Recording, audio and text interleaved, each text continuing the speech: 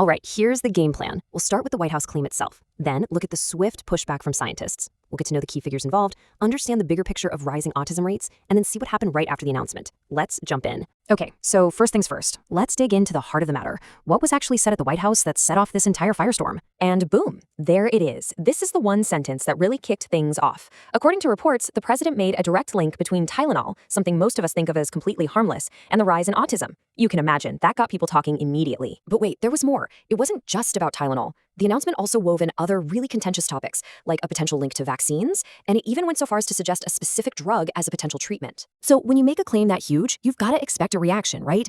And let me tell you, the response from the scientific community and the company that actually makes Tylenol was, well, it was fast, and it was clear. And the reaction was a pretty solid wall of pushback. On one hand, you had researchers and even British health regulators saying there's just no firm evidence of any link. But then you had Kenvue, the maker of Tylenol, coming out even stronger. They said the science clearly shows it doesn't cause autism. A very united front. And you can see here, Kenvue's statement really drills down on what they see as a major risk. They're worried that this kind of announcement could scare pregnant women away from using a pain reliever that doctors often recommend, and that could create a whole different set of health problems. So that begs the question, right? Where is this theory actually coming from? Let's take a look at who this source material identifies as the key people pushing this point of view.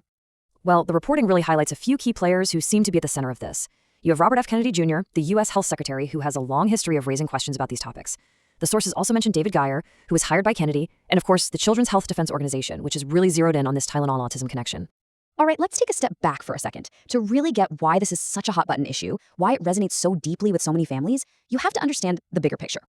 1 in 36. Just let that sink in for a moment. According to the CDC, that was the rate of autism in 8-year-olds in the US back in 2020. A number like that, it just naturally makes people ask why and search for answers anywhere they can find them. And if you look at this chart, you can see this isn't something that happened overnight. I mean, look at that jump. In just 2 decades, the rate went from way less than 1% to almost 3%. That's a huge increase, and it's left a lot of parents looking for an explanation. So, what's the official explanation for this dramatic rise? Well, according to the CDC, it's not some new environmental cause. They say it's mainly because we've gotten much better at diagnosing it through widespread screening and because the very definition of autism has gotten broader over the years. Okay, so we've talked about the claims and the science, but what about the real-world impact? What happened right after this announcement was made? Let's look at the immediate fallout. Minus 5.5%. That's how much Kenvue's stock dropped on the day this news broke. That shows you there was an immediate, very real financial hit to the company at the center of all this.